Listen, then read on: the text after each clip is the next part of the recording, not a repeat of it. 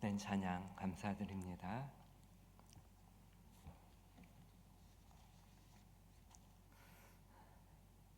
날씨가 아직도 무척이나 덥습니다.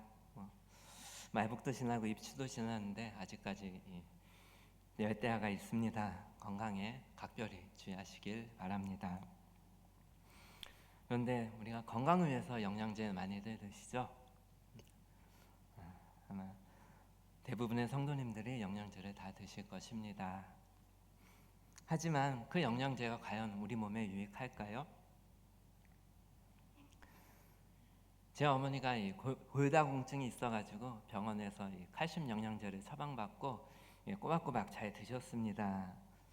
하지만 얼마 안 가서 뇌경색이 오셨습니다. 이 뼈로만 가야 할 칼슘 영양제가 다른 혈관에 막아버렸기 때문입니다. 제가 이 사실을 알고 나서 저도 이 칼슘 영양제를 줄였습니다. 일주일에 한두 번 정도로 줄였는데요. 제가 칼슘 영양제를 먹을 때마다 느끼는 것은 이 치석이 많이 낀다는 겁니다. 이 자연적인 음식이나 그 칼슘이 많이 들어있는 치즈나 우유를 마실 때는 이런 현상이 없는데 꼭 칼슘 영양제를 먹을 때는 그런 현상이 있더라고요. 이게 뼈로만 가지 않고 엉뚱한 곳에 막 쌓이는 겁니다. 이처럼 우리가 건강을 위해서 즐겨 먹는 영양제가 오히려 건강에 독이 될 수가 있습니다. 내 몸에 필요한 영양제를 필요한 만큼만 먹어야 하는데 이것을 과다 복용하거나 잘못 복용하면 문제가 생기는 것입니다. 그래서 어느 의학 박사는 영양제를 먹어서 이 몸이 와 좋다라고 느끼지 못한다면은 그 영양제는 과감히 버리라고까지 이야기합니다. 왜냐하면 내 몸에 필요한 것이 아니기 때문입니다.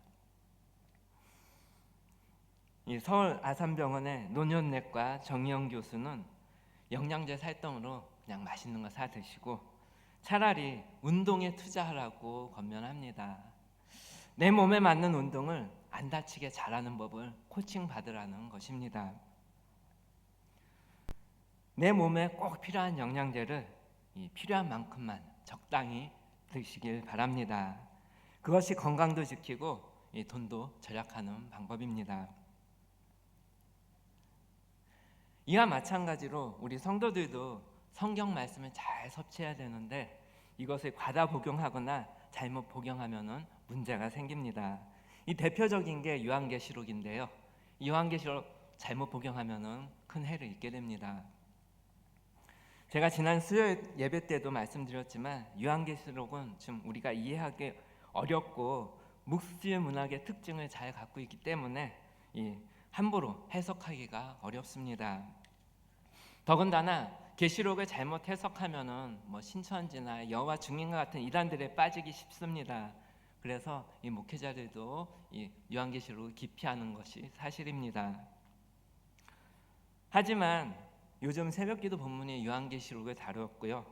다시 잘못하면 성도들이 잘못된 해석으로 잘못된 길로 갈 수 있기 때문에 복음주의적 관점에서 계시록을 해석해 볼까 합니다. 먼저 요한계시록은 요한이 반모섬에서 이 로마의 기독교 박해로 유배 생활을 할 때 주께 받은 계시로서 이것을 로마 당국의 눈을 피해서 이 성도들에게 전달해 주기 위해서 이 묵시문학적 표현이랑 은유적 비유, 상징성 등을 많이 포함시켰습니다. 그래서 우리가 읽을 때 매우 어렵게 느낍니다만 그때 당시 계시록의 수신자인 소아시아 7교회 성도들은 그렇게 어렵게 느끼지 않았을 것입니다. 그래서 그때 당시 상황과 사건, 언어와 비유, 유대 묵시문학적 표현 등을 종합해서 우리가 해석한다면 우리도 이 요한계시록을 쉽게 해석할 수 있을 것입니다. 중요한 것은 이 계시록의 주인공인 주님이 그 당시 이 로마에 핍박받는 성도들에게 머나먼 미래의 환난을 이야기하면서 겁주기 위해서 쓰여진 책이 아니라 박해당하는 현실을 살아갈 위로와 용기를 주기 위해서 이 말씀을 주셨다는 것입니다. 이것을 꼭 명심하시기 바랍니다. 겁주기 위해 쓰여진 책이 아닙니다. 그때 당시에 정치적 상황은 세계를 지배했던 이 로마 황제 중에 세계적인 폭군으로 이름을 날린 네로 황제와 또한 이 11번째 황제인 도미티아누스 황제의 대대적인 기독교 탄압이 있었습니다. 계시록에 이 적그리스도의 출현과 짐승이 나오는데 이는 로마 제국과 로마 황제들을 상징합니다. 짐승의 숫자 666은 기독교인들에게 주어지는 경제적 박해를 말합니다. 이게 세대주의적 천년설에서 말하는 대환란 때의 적그리스도의 출현과 666 숫자를 바코드나 또한 베리칩으로 만들어서 우리 몸에 삽입한다는 그런 것과는 거리가 멉니다. 또한 계시록 18장에 바벨론의 무너짐은 로마 제국의 멸망을 상징합니다. 즉 요한계시록의 이 재앙들은 그때 당시의 시대적 상황과 사건들을 이야기하고 있는 것입니다. 물론 미래에 대한 말씀도 있습니다. 하지만 우리가 유의할 것은 대종말은 어느 날 갑자기 어느 한 사건을 통해서 임하는 것이 아닙니다. 말세의 상당 기간의 환란과 그 이후 예수님의 재림과 심판, 새하늘과 새 땅으로 연속적으로 이어지는 사건입니다. 계시록 6장에서 18장 사이의 말세의 대환란은 7인, 7 나팔, 7 대접으로 이어지는 이 세 가지 재앙들로 기록되어 있습니다. 6장에서 18장 전체가 세 가지 재앙들에 대해서 나타나 있고요. 그 사이사이에 성도에 대한 위로와 보호, 천국 생활에 대해서 말씀하고 있습니다. 주님의 재림 이후의 사건은 19장부터 22장 사이에 기록되어 있습니다. 하지만 분명한 것은 이 모든 재앙의 퍼즐들이 종말을 향해 나아간다는 것입니다. 7 나팔의 재앙은 환경 파괴가 이 4분의 1 수준에서 3분의 1로 커지고요. 마지막 7 대접의 재앙은 전 지구적 멸망에 이르게 합니다. 그렇다면 말세에 대한 재앙의 실제는 과연 어떠한 것들이 있을까요? 오늘 본문 말씀을 통해 살펴보겠습니다. 오늘 본문은 3대 재앙 중에 첫 번째 시리즈인 7인의 재앙이 베풀어집니다. 1, 2절 말씀 메시지 성경입니다. 나는 어린 양이 7 봉인 중 첫째 봉인을 떼시는 것을 지켜보았습니다. 나는 그 생물 가운데 하나가 표효하는 소리를 들었습니다. 나오너라. 내가 보니 흰 말이 보였고 그 위에 탄 이는 활을 들고 있었으며 승리의 면류관을 받아 썼습니다. 그는 좌우로 승리를 거두며 의기양양하게 나아갔습니다. 오늘 본문 말씀 그 바로 전장인 계시록 5장에 보면은 천국에서 하나님의 뜻이 적힌 두루마리가 7개의 봉인을 해가지고 있었는데 아무도 그 두루마기를 펼쳐서 읽을 사람이 없었습니다. 그런데 어린 양 대신 예수께서 나셔서 이 두루마리의 봉인을 하나하나 떼셨습니다. 여기서 봉인을 뗀다는 것은 이 하나님의 뜻이 하늘에서 이루어진 것과 같이 이 땅에서도 이루어진다는 것을 상징합니다. 천성의 네 생물은 천사와 같은 영적 존재이며 모든 피조물의 대표를 상징하기에 네 생물에 의해서 진행되는 4개의 재앙은 그리스도를 통한 하나님의 심판이 이 피조 세계에 모든 미침을 이야기하고 있습니다. 어린 양인 예수께서 이 인을 떼시자 일찍이 스가랴 선지자가 보았던 4마리의 말을 통해서 땅 위에 심판이 진행됩니다. 첫째 인을 떼자 흰 말을 탄 기사가 세상을 이기고 또 이기는데 흰 말은 군사력, 승리, 정복자를 상징합니다. 신학자들은 이 활을 가지고 흰 말을 탄 자가 1세기 당시 말을 타고 활을 쏘았던 이 파르티아인들을 가리킨다고 봅니다. 그들은 당시 로마 제국의 이 동부 전선에 포진해 있었는데요. 그들이 로마를 침공한 것으로 보고 있습니다. 3절 4절 말씀입니다. 어린 양이 두 번째 인을 떼시자 두 번째 생물이 외치는 소리가 들려왔습니다. 나오너라. 또 말이 나타났는데 이번에는 붉은 말이었습니다. 그 위에 탄 이는 평화를 없애는 일을 맡았는데 사람들이 서로 목 조르고 죽이도록 했습니다. 그에게는 거대한 칼이 주어졌습니다.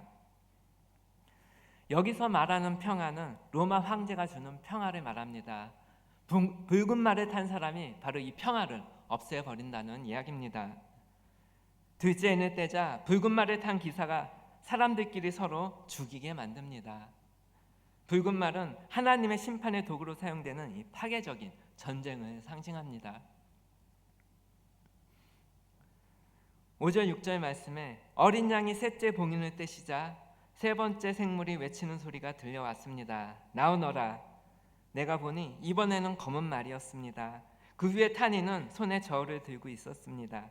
한 메시지가 들려왔습니다. 하루 품삯으로 고작 밀 한 대 혹은 보리 석 대를 살 수 있을 뿐이다. 기름과 포도주는 꿈도 못 꾼다. 여기서 검은 말은 기근을 상징합니다. 셋째 인을 떼시자 극심한 기근이 닥친 것입니다. 저울은 식량 부족과 인플레이션을 뜻합니다. 이는 곡물 가격이 상승하여서 8배나 뛰어올랐음을 이야기합니다. 감람류와 포도주는 밀과 보리와 같이 그 당시 사람들의 생활 필수품이었습니다. 그런데 기근으로 밀이나 보리가 품귀 현상이 나타날 때 사람들은 종종 감람나무와 이 포도나무를 밀어버리고 그곳에 곡식을 심었습니다. 실제로 AD 92년에 도미티안 황제가 곡식을 더 많이 기경하기 위해서 포도원 절망을 밀어버리라고 칙령을 발표하였습니다. 그런데 이 네 생물 사이로 나는 듯한 음성이 감람류와 포도주는 해치지 말라고 명령합니다. 이는 아주 심각한 기근은 아님을 뜻합니다. 종말의 날에 이 인간뿐 아니라 모든 피조물에게도 이 고통을 안겨주는 그 기근이 아주 심각하게 나타날 것입니다. 7절 8절입니다. 어린 양이 네 번째 봉인을 떼시자 네 번째 동물이 외치는 소리가 들려왔습니다. 나오너라. 내가 보니 핏기 없는 창백한 말이었습니다. 그 위에 탄이 있는 죽음이었고 그 뒤를 지옥이 바짝 따르고 있었습니다. 그들에게는 전쟁과 기근과 질병과 들짐승들로 땅의 4분의 1을 멸할 수 있는 힘이 주어졌습니다. 청황생말은 죽음과 공포를 상징합니다. 하지만 이 말세의 대재앙이 시작되었으나 아직은 제한적입니다. 넷째 인을 떼자 사망이라는 이름을 가진 청황생말이 나와서 땅의 4분의 1을 죽게 만들었습니다만 하나님께서 이 심판 중에도 자비를 베푸셔서 대체 양식을 준비해 주셨고 땅의 4분의 3은 이 멸망에서 보호해 주셨습니다. 이때가 사람들이 회개하고 돌이켜야 할 시기입니다. 9절에서 11절 말씀입니다. 어린 양이 다섯째 봉인을 떼시자 하나님의 말씀을 증언하느라 죽임당한 이들의 영혼이 보였습니다. 그들은 제단 아래 모여서 큰 소리로 기도하며 외쳤습니다. 얼마나 더 기다려야 합니까?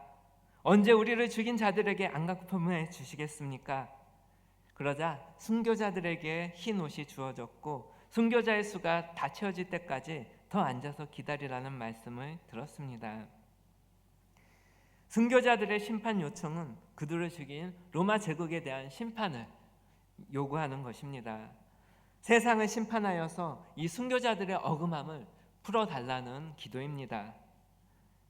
이는 바로 말세의 대환란의 재앙이 이 순교자들을 위해서 하나님께서 심판하심을 나타내고 있습니다.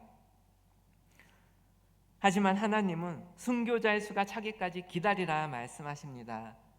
이것은 문자적으로 해석하면 안 됩니다. 이 순교자들이 더 죽어야 한다, 피를 더 흘려야 한다 그런 의미가 아니라 이 신실한 증인들의 역할이 더 필요하다는 그런 의미이고 그들로 인해서 회개할 이들이 주님께로 돌아와야 할 이들이 아직 더 남아있다는 의미입니다. 흰옷은 순교자들의 승리를 뜻합니다. 이 순교자들의 기도는 다음번 이 여섯째 심판의 근거가 됩니다. 이 여섯째 심판은 정말 무시무시하겠죠. 12절에서 17절 여섯째 심판이 나타납니다. 나는 어린 양이 여섯째 봉인을 떼시는 것을 지켜보았습니다. 그러자 지측을 흔드는 거대한 지진이 일어나고 태양이 칠흑처럼 검게 변하고 달이 온통 핏빛이 되었으며 별들이 하늘에서 떨어지고 하늘이 책처럼 턱하고 접히고 섬들과 산들이 이쪽 저쪽으로 미끄러져 다녔습니다. 세상이 아수라장이 되었습니다. 왕과 통치자와 장군과 부자와 권력자들 할 것 없이 모든 사람이 너나 없이 다 숨을 곳을 찾아 뛰어다니며 산과 바위에 숨어 소리쳤습니다. 우리를 숨겨다오. 저기 보좌에 앉아 계신 분께로부터, 그 어린 양의 진노로부터 우리를 숨겨다오. 그들이 진노하시는 날이 이르렀으니 누가 버틸 수 있겠느냐. 여섯째 인은 여태 동안의 재앙들보다 차원이 다른 재앙입니다. 왜냐하면 여섯째 인을 떼시자 온 우주 만물에 이 재앙이 나타났기 때문입니다. 어린 양의 진노의 날에 사람들은 산과 바위를 향해서 우리를 가리우라고 소리칠 정도인데, 그들은 로마 황제나 총독들을 포함해서 그리스도인들을 박해하고 또한 그리스도를 믿지 않았던 사람들입니다. 이 재앙은 이 요한의 시대에는 로마의 베스비오 화산 폭발과 폼페이의 몰락으로 나타났습니다. 폼페이는 로마 제국 당시 가장 번영한 도시였고요. 도시 중 하나였고요. 미국의 베버리 힐스와 같은 곳, 우리나라의 서울의 강남과 같은 곳입니다. 로마의 상류층과 특권층 사람들의 별장에 있는 휴양지로서 큰 재앙이 있을 것을 까맣게 모른 채 제약되고 타락한 일상을 이어가고 있었습니다. 폼페이의 원형 경기장에서는 짐승의 밥으로 죽어가던 수많은 크리스찬들이 있었을 것입니다. 베스비오 화산의 폭발로 불과 18시간 만에 이 폼페이가 지상에서 완전히 사라져 버리고 맙니다. 뜨겁게 흐르는 용암과 엄청난 화산재에 파묻혀서 대부분의 사람들이 피난 가지 못하고 그 자리에서 죽었습니다. 이 피해가 컸던 이유는 화산 폭발이 있기 전에 화산이 분출했던 그 가스 때문에 사람들이 마비되어서 꼼짝할 수가 없었기 때문입니다. 로마 황제까지 나서서 폼페이 시민들을 구조하려 하였으나 순식간에 용암과 화산재로 모두 파묻혀버리고 맙니다. 사람들이 뜨거운 용암으로 죽어갈 때 얼마나 고통스럽겠습니까? 그들의 절규하는 외침소리가 들린 것 같지 않습니까? 우리를 숨겨다오. 저기 보좌에 앉아 계신 분께로부터, 그 어린 양의 진노로부터 우리를 숨겨다오. 그들이 진노하시는 날이 이르렀으니 누가 버틸 수 있겠느냐. 마지막 일곱째 인은 계시록 8장에 나오는데요. 이것은 어린 양 예수께서 일곱째 인을 떼심으로 다음에 일곱 나팔 재앙이 준비됩니다. 그리고 일곱 나팔 재앙의 끝에 일곱 대접의 재앙도 시작됩니다. 이 재앙의 강도는 점점 더 강해갑니다. 그렇다면 이 대재앙의 시대에 우리 크리스찬들은 어떻게 살아가야 될까요? 계시록 7장에 보면은 심판의 주체이신 하나님은 성도들의 이마에 인을 치시면서 이 심판에서 그들을 보호해 주십니다. 네 마리의 말을 통해서 이 세상을 심판하시기 전에 먼저 4명의 천사를 보내서 그들을 구별해서 보호해 주시는 겁니다. 하나님께서 애굽을 10가지 재앙으로 심판하실 때도 애굽에 있던 이스라엘 백성이 안전했듯이 하나님만을 섬기는 성도는 이 심판의 재앙에서 구원받을 수 있습니다.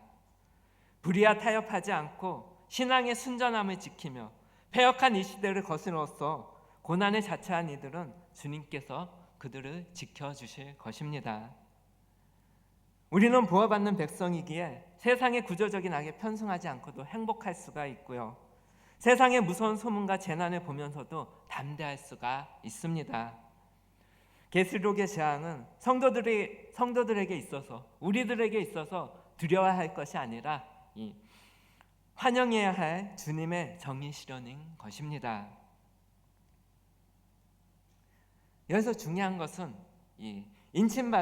이마에 인침받은 성도는 14만 4천 명이라는 것입니다. 14만 4천 명이 너무 적은 숫자 아닙니까? 여러분들 14만 4천 명 안에 들 수 있겠습니까? 14만 4천 명은 이스라엘 12지파의 12와 이 12사도의 12를 곱해서 144가 되었고요. 이 로마 군단에 다닌 1000으로 이루어진 그 산림적인 숫자인 1000을 곱해서 14만 4천이 되었습니다. 여기서 1000은 수많은 사람을 뜻합니다. 우리나라에서는 많은 사람들이 이 모여 있을 때 표현하기를 수많은 사람이 모였다 이렇게 표현하지 않습니까? 그런데 이스라엘에서는 수천의 사람들이 모여 있다 이렇게 표현합니다. 즉 거기서는 이 이스라엘에서 천이라는 숫자는 수많은 사람을 뜻합니다. 즉 14만 4천 명은 이스라엘 지파 중 수많은 사람들이 구원받음을 뜻합니다. 계시록 7장 9절 말씀에 보면은 이스라엘의 14만 4천뿐만이 아니라 이방인 중에도 아무도 능히 셀 수 없는 큰 무리가 구원받음을 말씀하고 있습니다. 세계 각 나라, 민족과 족속 중에서 수많은 사람들이 구원받는 것입니다. 참고로 오늘날 기독교 인구가 얼마나 되는지 아십니까? 작년도 2024년 말 기준으로 26억 3천만 명이나 됩니다. 이 14만 4천은 너무 적은 수죠. 그런데 신천지는 이 말씀을 문자 그대로 해석해서 14만 4천 명이 되면 휴거된다고 열심히 전도하더니 14만 4천 명이 다 찾는데도 휴거되지 않았습니다. 그러니까 또 말을 바꿨습니다. 그런데 계시록 7장의 14만 4천 명을 정말 문자 그대로 해석하면 어떻게 되는지 아십니까? 헬라 원문 성경에 살펴보면은 이들은 12지파에 속해야 하고요. 그것도 12지파 중에서도 각각 12,000명씩이어야 하고요. 남자이어야 하고 또한 이 결혼을 안 한 미혼이어야 합니다. 이방 민족들과 여성들과 결혼한 남성들은 구원받지 못하는 것입니다. 말도 안 되죠? 신학적으로도 이건 도저히 해석할 수 없는 그런 이야기입니다. 이러한 엉터리 해석에 노란하지 마시길 바랍니다. 또 신천지는 교주인 이만희가 재림한 예수라 죽지 않고 영생하며 충성된 성도들도 이 전도와 헌금을 열심히 하여서 14만 4천 명 가운데 들어야지만 이 지상에서 영생한다고 주장하고 있습니다. 이런 엉터리에 속지 마시길 바랍니다. 여호와 증인도 오직 여호와 증인을 믿고 전도를 열심히 하는 사람만 14만 4천 명 가운데 들어서 하늘로 부활하여서 하나님과 이 세상을 다스린다고 말합니다. 삼위일체 하나님을 부인하며 예수님도 신이 아닌 하나님의 첫 피조물이라고 이야기합니다. 그리고 자신들의 성경도 따로 만들어서 우리의 성경과 전혀 틀립니다. 이런 이단에 절대로 빠져서는 안 되겠습니다. 빠지면 인생도 망치고 패가 망신하게 됩니다.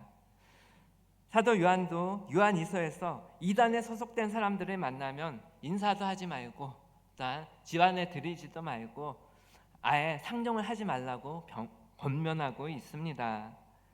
그들은 그들의 엉터리 교리에 완전히 세뇌되어서 저와 같은 목회자가 만나도 그들을 개종시키기가 어렵습니다.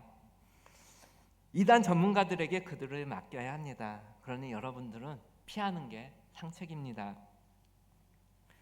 제가 어려운 신학 이야기를 하는 이유도 그들의 엉터리 교리에 대응하기 위해서 자꾸 신학 이야기를 하는 것입니다. 이제 우리 성도들도 신학을 알아야만 합니다. 그래야지 속지 않을 수 있습니다. 말씀을 맺겠습니다. 요한계시록은 그 당시 로마의 무서운 핍박을 받는 교회와 성도들에게 이 어려운 현실을 살아갈 위로와 용기를 주기 위해서 쓰여졌습니다. 이 겁주기 위한 책이 절대로 아닙니다. 예수께서도 마태복음 25장에 세상의 종말에 관해서 말씀하시면서 세 가지 비유를 말씀하십니다. 그 첫째가 열처녀의 비유인데요. 이는 준비하고 있으라는 말씀입니다. 둘째가 달란트의 비유인데요. 현재를 소중히 여기고 최선을 다하라는 말씀입니다. 셋째가 양과 염소의 비유인데요. 우리 현실의 세상을 살아가면서 말씀을 지켜 행하라는 말씀입니다. 이것을 요약하면은 현실을 종말같이 살아가라는 말씀입니다. 우리 역시 이 계시록을 보면서 악하고 재난 많은 세상에 동화되거나 겁먹지 말고 심판의 주체이신 주님이 친히 우리를 보호하시며 지켜주시니까 용기와 희망을 가지고 현실을 종말같이 살아가야 하겠습니다. 한 가지 이야기만 더 하고 마치겠습니다. 이솝우화에서 독수리가 하늘을 날고 있었습니다. 근데 저 밑에서 양이 보였습니다. 그래서 손살같이 내려와서 엄청난 힘으로 양을 탁 낚아채서 끌어올려